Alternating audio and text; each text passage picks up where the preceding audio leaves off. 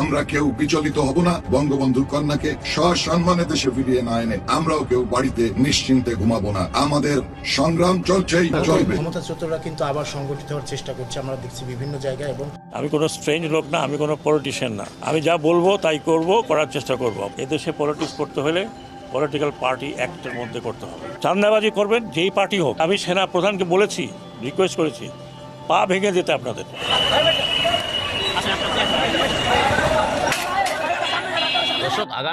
সম্মানিত দর্শক মণ্ডলী, ইতিমধ্যে অবগত আছেন যে দেশে কোটা বিরোধী আন্দোলনকে কেন্দ্র করে সাবেক প্রধানমন্ত্রী শেখ হাসিনা দেশ থেকে পলায়ন করেছিলেন এবং এদিকে এখন তুলপাড় সৃষ্টি হয়েছে যে সাবেক প্রধানমন্ত্রী শেখ হাসিনাকে দেশে ফেরার আগ পর্যন্ত আওয়ামী লীগের নেতাকর্মীরা পিছু হাঁটবে না বলে ঘোষণা দিলেন এক আওয়ামী লীগের নেতাকর্মী। দর্শক, এদিকে আওয়ামী লীগ এক নেতাকর্মী এসে বললেন 15 আগস্ট সকল আওয়ামী লীগের নেতাকর্মী ঢাকা উপস্থিত হতে এবং সাবেক প্রধানমন্ত্রী শেখ হাসিনা দেশে আসবে বলে জানালো 15 আগস্ট এক আওয়ামী লীগের নেতাকর্মী। দর্শক, এই ভিডিওতে তা দেওয়া আছে। আবার এদিকে ডক্টর ইউনূস ঘোষণা দিল যে সেনাবাহিনীকে আওয়ামী লীগের যত নেতাকর্মী আছে তাদেরকে ধরে গ্রেপ্তার করার হুমকি দিল। দর্শক, এই ভিডিও দেওয়া আছে, ভিডিওটা না টেনে সম্পূর্ণ ভিডিওটা দেখবেন। চ্যানেলে নতুন হতে গেলে চ্যানেলকে সাবস্ক্রাইব করে দিয়ে পাশে থাকা বেল বাটনটি অন করে দিবেন যেন পরবর্তী ভিডিওগুলো সবার আগে দেখতে পারুন। তো দেরি না করে চলুন দেখে আসি ভিডিওটি, একটা লাইক দিয়ে দেখতে থাকুন সম্পূর্ণ ভিডিওটি। দেশবাসী, আপনাদের দৃষ্টি আকর্ষণ করছি, আমরা দেশরত্ন শেখ হাসিনাকে সসম্মানে দেশে ফিরিয়ে আনার জন্য অহিংস আন্দোলন করব। আমরা কখনোই যে কোনো রাস্তাঘাট বন্ধ করে আমরা আন্দোলন করব না। আমরা আন্দোলন করব রাস্তা মুক্ত রেখে। আমাদের আন্দোলন হবে অহিংস, কারণ গণতান্ত্রিক আন্দোলনে কোনো ব্যক্তির সুযোগ সুবিধা থেকে তারা যাতে বঞ্চিত না হয়, অসুস্থ রোগী যাতে আটকে না পড়ে, আমাদেরকে সেই দিকে লক্ষ্য রেখে অত্যন্ত সুন্দরভাবে জনসভা, শোক সভা করতে হবে। আপনারা জানেন 15 আগস্ট জাতীয় শোক দিবস। জাতীয় শোক দিবসে অন্য বারের মতো এবারও সকাল 10টায় বঙ্গবন্ধুর মাজারে আমরা ফুল দেব, সকাল 11টায় আমরা শোক সভা করব। শোক সভায় আমাদের জাতীয় নেতৃবৃন্দরা যদি আসেন তারা বক্তব্য দেবেন। এছাড়া আমাদের গোপালগঞ্জের সর্বস্তরের মানুষ উপস্থিত থাকবেন। আর যারা গোপালগঞ্জের বাইরে বাড়ি তারা বঙ্গবন্ধুর ভবন অর্থাৎ ধানমন্ডির 32 নম্বর বাড়িতে শ্রদ্ধা জানাবেন। আপনারা সকলে সকাল 7টা থেকে বঙ্গবন্ধুর বাড়িতে হাজির হবেন এবং সর্বোচ্চ শ্রদ্ধা ওখানেই নিবেদন করবেন। একটা কথা মনে রাখবেন, আমাদের এই আন্দোলনে সময় লাগতে পারে, কিন্তু আমরা কেউ বিচলিত হব না। বঙ্গবন্ধুর কন্যাকে সসম্মানে দেশে ফিরিয়ে না এনে আমরাও কেউ বাড়িতে নিশ্চিন্তে ঘুমাবো না। আমাদের সংগ্রাম চলছেই চলবে। ক্ষমতাচ্যুতরা কিন্তু আবার সংগঠিত হওয়ার চেষ্টা করছে, আমরা দেখছি বিভিন্ন জায়গায়। এবং তারা কিন্তু আমি জানি না রোগ জড়ো করুক আর যাই করুক, আমি আপনাদের কাছে অনুরোধ করি এমন কিছু করবেন না যে আপনাদের জীবন বিপন্ন হয়। কারণ এদেশের পাবলিক এখনও আপনাদেরকে গ্রহণ করতে আসেনি। আমি বরং মনে করি আপনারা আপনাদের পার্টি রিঅর্গানাইজ করেন। এই পার্টির অনেক অবদান আছে বাংলাদেশে, এটা আমরা ডিনাই করতে পারি না। পার্টিকে রিঅর্গানাইজ করেন, একটা পলিটিক্যাল পার্টির মতো যেভাবে থাকে। ইলেকশন আসলে ইলেকশন কন্টেস্ট করবেন, জনগণ ভোট দিলে ভোটে যাবেন। এই এই এই এই এই কী বলে, এই স্বপ্নটা যদি আপনারা দেখেন তাহলে কি করবেন? আপনারা এই দেশকে আরেকজনের হাতে তুলে দেবেন। তাহলে কি আপনারা বা আপনাদের পূর্বপুরুষরা, আমাদের পূর্বপুরুষরা, আমরা এখানে অত সিনিয়র কেউ নেই। আমরা যে মুক্তিযুদ্ধ করলাম, মারা গেল 30 লক্ষ লোক মারা গেল, সেই 30 লক্ষ লোকের উপরে দাঁড়ায় আপনি দেশকে আরেকজনের হাতে তুলে দেবেন। আমি খালি অনুরোধ করি যে আর যা করেন এটা করবেন না। এবং আর কিছু বলতে চাই না। এদেশের লোক এত তাড়াতাড়ি ভুলে নাই। সময় দেন, হয়তো ভুলে যাবে, কিন্তু এত তাড়াতাড়ি ভুলে নাই। কারণ যাকে ধরছে নেতা, সেই নেতারা এখন পালিয়ে বেড়াচ্ছে। যাকে ধরছে সেই নেতাকে আমরা বাঁচাতে পারছি না।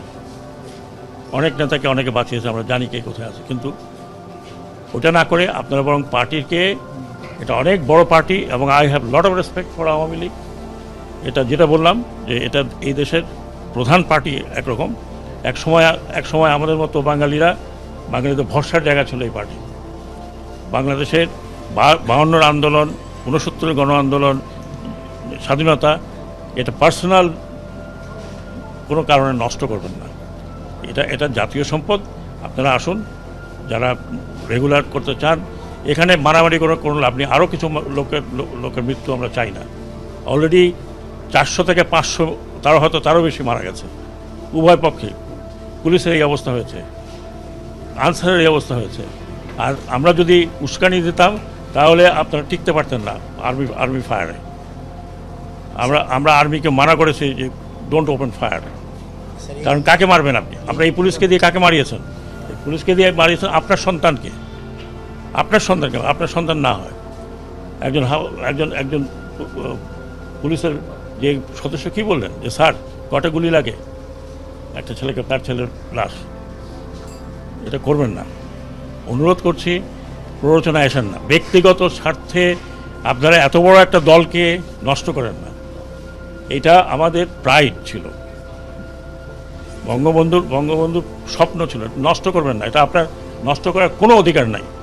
এটা বাংলাদেশের সম্পত্তি।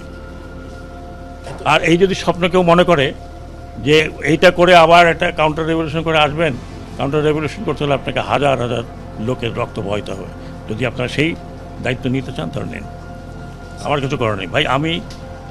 আমি ওই জেনারেশনে, যে জেনারেশন পাস হয়ে যাচ্ছে, কিন্তু এই ইয়াং জেনারেশনকে আরেকটি কথা বলি, যারা বলছেন না, আপনি কথাটা উঠিয়েছেন, ওঠানো উচিত হয়নি। আমাদের যে ইয়াঙ্গার জেনারেশন, এরা করেছে, কোনো পলিটিক্যাল পার্টি করে নেই। They have given their life, যেটা আপনারা কোনো দিন দিতে পারতেন না। বুকে দাঁড়িয়ে আছে পুলিশের গুলি খাওয়ার জন্য, তাদের মুখে কোনো দুঃখ নাই, দে অল স্মাইলিং। এটা যতদিন আছে, এরা যতদিন আছে, আমাদের কথা বাদ দেন, আমরা দৌড় দেবো। এরা যতদিন আছে এরা দৌড়াবে না। They will face you. So please, আমি অনুরোধ করছি, একজন সিনিয়র সিটিজেন হিসেবে আমি জানি political people don't like me, but আমি একজন সিনিয়র সিটিজেন হিসেবে বলছি যে দয়া করে দেশটাকে স্বাধীন রাখেন। স্যার, একটা ভিন্ন বিষয়ে বলবো যে কালকে একটা ঐতিহাসিক ডিসিশন নিয়েছেন, পুলিশের লোগো আর ড্রেস চেঞ্জ হবে। এটা কি শুধু এই তাদের 11 দফা দাবির ভিত্তিতে করছেন, না আপনাদের কর্মপরিকল্পনার অংশ? না, এটা আমি কর্মপরিকল্পনা জানি না। আমি জানি যে এটা পুলিশের নিজেরাই বলেছে এটা আমাদের কলঙ্কিত।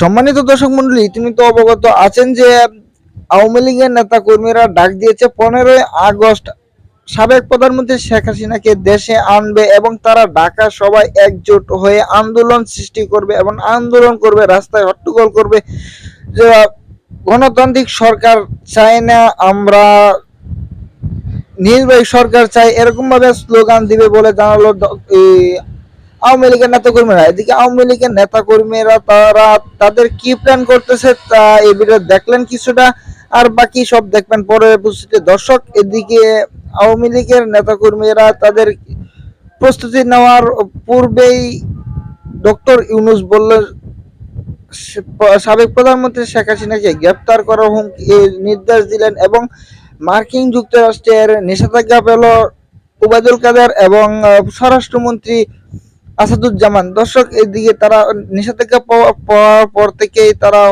অস্থির হয়ে বাসায় ভবনে বসে রয়েছে এবং ভবন থেকে বের হতেছে না এবং তাদেরকে ধরার জন্য সেনাবাহিনীর লোক ঘুরতেছে। দর্শক, সম্পূর্ণ ভিডিওটা কেমন লাগলো আপনারা মহামূল্যের মতো কমেন্ট বক্সে জানিয়ে দেবেন। পরবর্তী ভিডিও দেখতে চ্যানেলটাকে সাবস্ক্রাইব করে দিয়ে পাশে থাকা বেল বাটনটি অন করে দেবেন যেন পরবর্তী ভিডিওগুলো সবার আগে দেখতে পারেন। লাইক দিয়ে শেয়ার করে দিবেন, সবাই যেন দেখতে পারে।